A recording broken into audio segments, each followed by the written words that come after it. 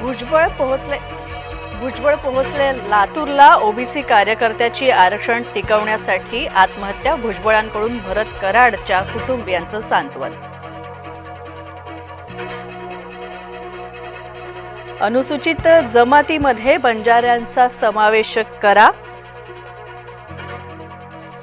धनंजय मुंडेंचं मुख्यमंत्री देवेंद्र फडणवीसांना पत्र. जालन्यामध्ये बंजारा उतरले रस्त्यावर. आदिवासी श्रेणीचं आरक्षण मागण्यासाठी बंजाऱ्यांचं आंदोलन. नाशिकमध्ये ठाकरे गट आणि मनसेचा एकत्र मोर्चा.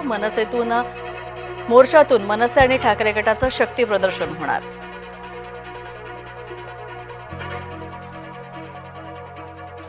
गुंडांना हाताशी धरून संजय राऊतांनी नाशिकची बदनामी केलेली आहे. भाजपचे प्रवक्ते नवनाथ वन यांनी हाणला राऊतांना.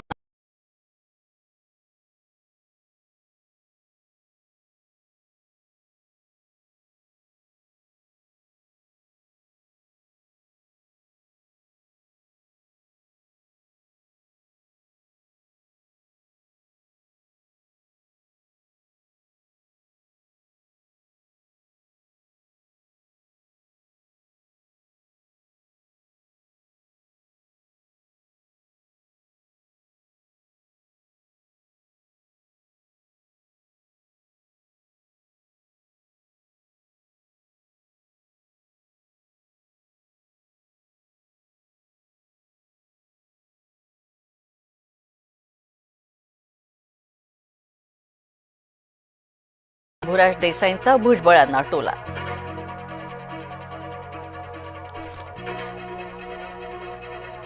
मुंबईकरांना हक्काच्या घरात राहण्याचा मार्ग मोकळा. रखडलेल्या इमारतींना मिळणार भोगवटा प्रमाणपत्र. अभिनेते किरण मानेंच्या आगाऊपणावर लोक संतापले. ठिकठिकाणी किरण विरोधात पोलिसात तक्रारी दाखल. प्रभादेवीचा वादग्रस्त पूल शुक्रवारी मध्यरात्रीपासून राहणार बंद. शिवडी नावाशेवा पुलाच्या विस्तारीकरणासाठी घेतला निर्णय.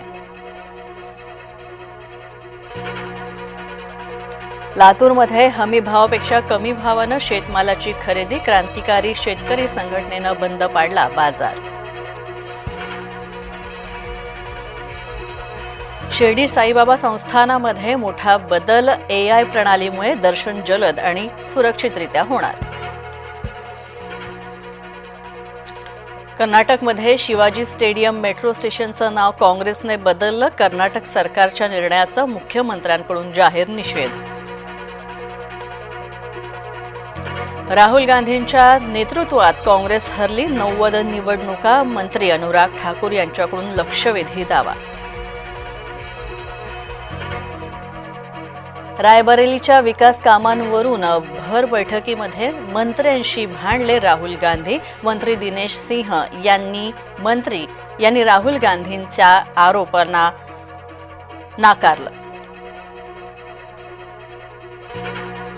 उपराष्ट्रपतींच्या शपथविधीला अजित पवार आलेच नाहीत. नवनिर्वाचित उपराष्ट्रपतींची शपथविधी नवी दिल्लीमध्ये झाली संपन्न. 15वे उपराष्ट्रपती म्हणून CP राधाकृष्णन यांनी घेतली शपथ. राष्ट्रपती द्रौपदी मुर्मू यांनी दिली पद आणि गोपनीयतेची शपथ.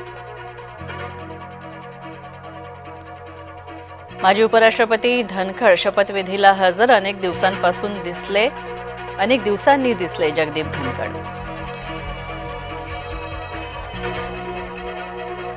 हिंसाचाराच्या घटनेनंतर मोदी पहिल्यांदाच जाणार मणिपूरमध्ये. 8,500 कोटींच्या विकास प्रकल्पांचं करणार उद्घाटन. नेपाळमधील राजकीय नाट्य संपुष्टामध्ये. सार्वत्रिक निवडणूक होईपर्यंत सुशीला कार्की काळजीवाहू पंतप्रधान. नेपाळच्या आंदोलनातील मृतांची संख्या पोहोचली 31 वर. नेपाळच्या तुरुंगातून 15,000 कैदी पळाले. पोपटाला सुद्धा लागलं मोबाईल पाहण्याचं वेड, सोचीनं मोबाईल सुरू करण्याचा करतोय प्रयत्न.